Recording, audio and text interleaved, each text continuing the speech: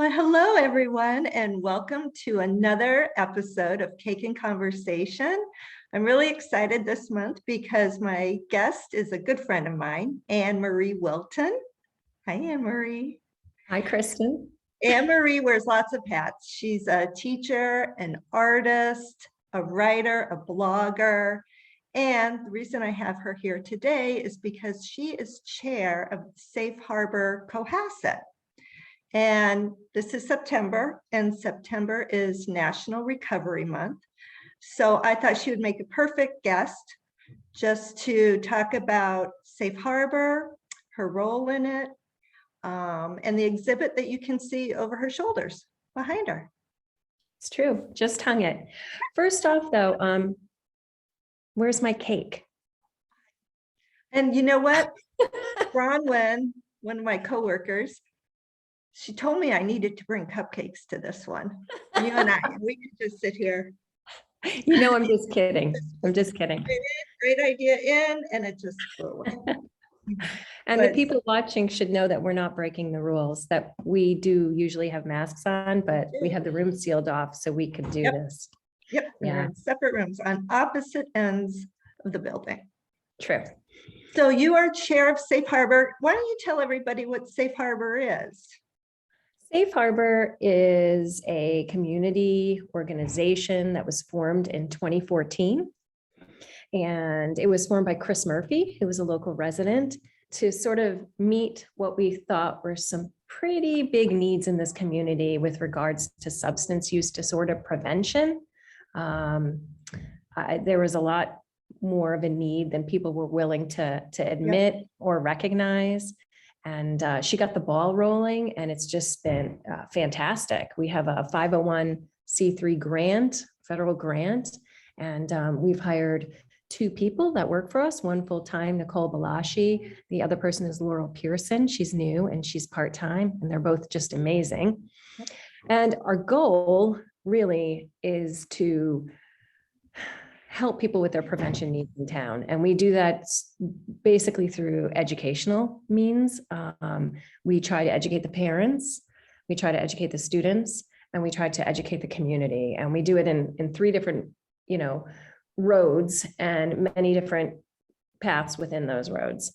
And we've seen some success, and I'm really, really fortunate to chair this. I think it's important to note too that Chris did bring this organization together in 2014, just sort of when the opioid crisis was just kind of starting to be on everybody's radar. And I think the epidemic was sort of something that people weren't comfortable talking about, certainly not admitting that it affected them and their families in any way.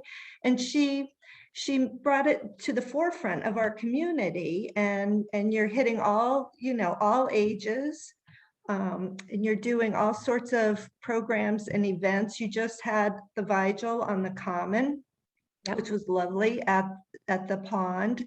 Looks like you had a really nice turnout for that. Just to remember those who have been touched by this. And it's a really wonderful and needed service that you're bringing to the community. Thank you. I also need to point out too that you yourself are a parent advocate.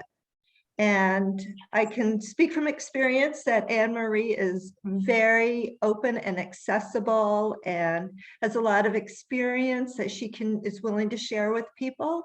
If you have, any concerns, especially among your children or close family members, even adult children, that you have, you can point people in the direction of different resources and just give, a big hug too.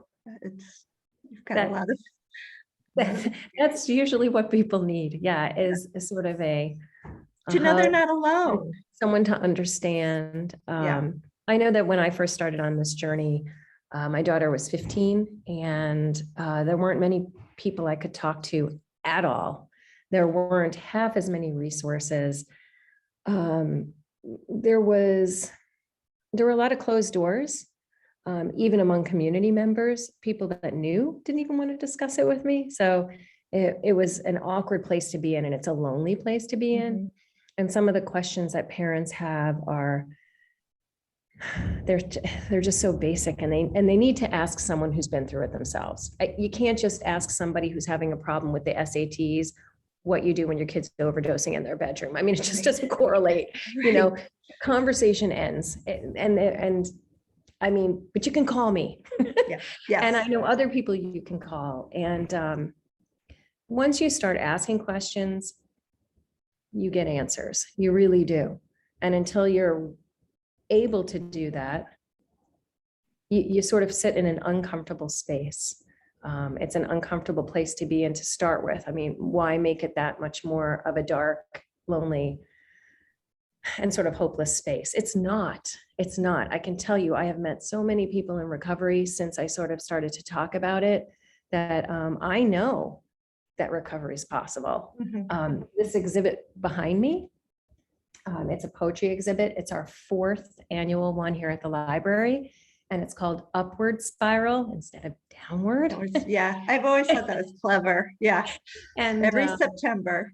every September. Yeah. And this month we're focusing on poetry. And the people in here have most, not all, most are in long-term recovery, and they're just amazing individuals. And they come from all walks of life. We have a storyteller. We have someone who's currently, unfortunately, in prison. We have people in long-term recovery, people who work for recovery centers. We have parents. Yeah. Yeah, they were They lovely. exist. Some of those poems were really, you know, emotional. You could just tell. And then others were very uplifting, and others you could just sense, oh, the frustration. They ran the gamut. They're really something. I think being a parent of someone in recovery, that's exactly it, Kristen. All your emotions are sort of hypersized. Mhm. Sadness is sadder, joy is happier, you know, because you're riding that roller coaster. And that's one of the things we can discuss if you call me as a parent advisor. Yeah.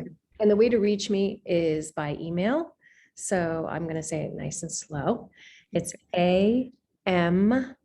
Whilton, and it's WHILTON at iCloud.com. And if you lose that information, just call Safe Harbor office. They have it. And I'm always available. I'll return your call within 24 hours. You're having a reception coming up and the poets are going to be here. And you also have behind you, you can sort of see there's photographs. Yes.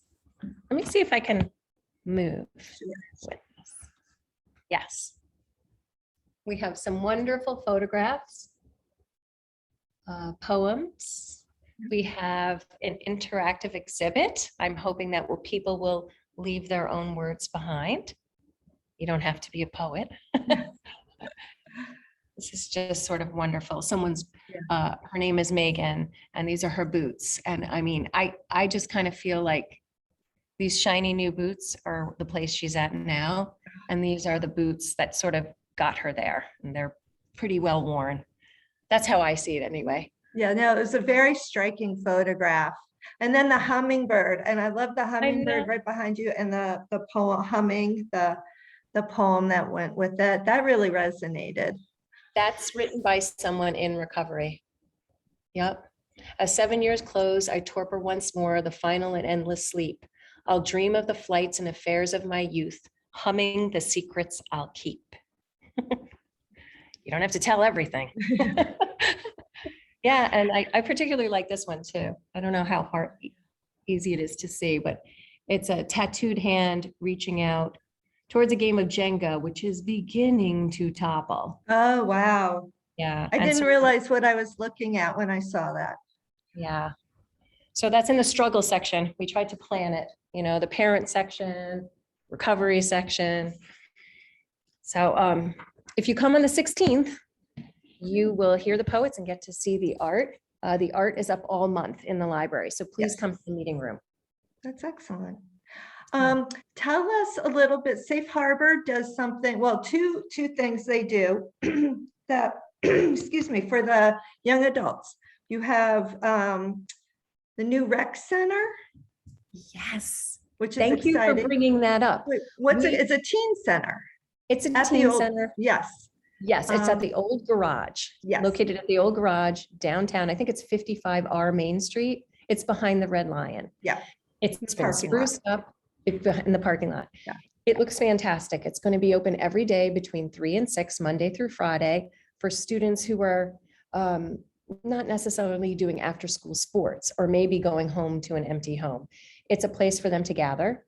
There'll be foosball, ping pong, homework tables, music. It's a rec center, a drop-in rec center. That's And excellent. that was one of the needs that the kids had expressed early on when we started in 2014, and we finally got it accomplished. So we're pretty excited. And it also hosts the Ground Level Cafe, Yeah. which is a music event. And we've been doing that for a couple of years, and it's on a Friday night, and the students come and they sing.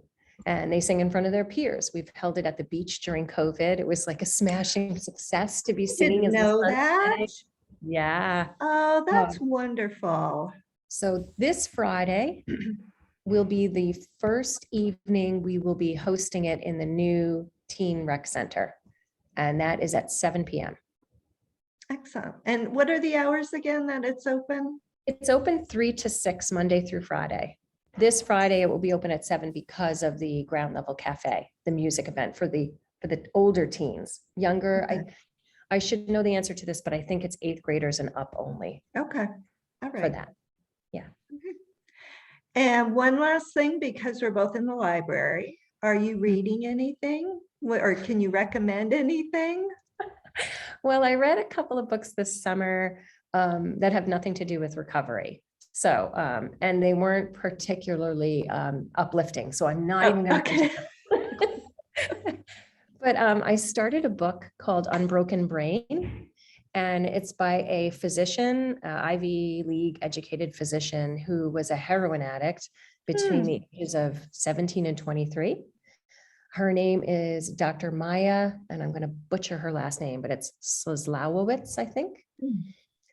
And I particularly found this book interesting, and I haven't finished it, because she is looking at the disease of addiction as not just a disease. So she's moved beyond the moral failing. Hopefully, most of us have moved beyond that as the reason that people have an addiction to it is a disease. And she's moving away from that, and she's considering it a learning disorder, akin to someone with ADHD. And she even mentioned something sort of on the spectrum, like an autism spectrum disorder. Not that it's similar, but that it's like it's a neuro disorder that can be fixed really with cognitive behavioral therapy and learning different ways on how to respond to your stress. It's kind of fascinating. What So was I it do called I again? recommend it. It's called Unbroken Brain. All right. I'll see if we have it, and we'll get a copy for the library. Great. Yeah, because I ordered mine on Amazon. I don't think you did have it. Okay, Yeah. we'll do that. Yeah. Excellent. Well, have we covered it all? I think we have. Yes, let's see. I mean, you and I could just talk all afternoon, but I think anyway. people have probably heard enough from us. Yeah. Okay. Well, thank you so much for doing this. Thank This you was for having me. great, very informative, and Yes. I hope people like it. All right, Oh, so one more plug before I go. If absolutely. anyone's interested in Safe Harbor, we need volunteers. Oh, So definitely. go to our Safe Harbor website, and there's a whole list of things that you can sign up for. Oh, that's fabulous. I didn't know that. That's good. What's the, is it Safe Harbor Cohasset? Okay, Yes. that's good. All right. And don't forget, Wednesday, the 16th is the opening for this. That'll be nice. That'll Okay. be good. All Thank you, right. Chris. Thank you. Bye. Thank you. Bye.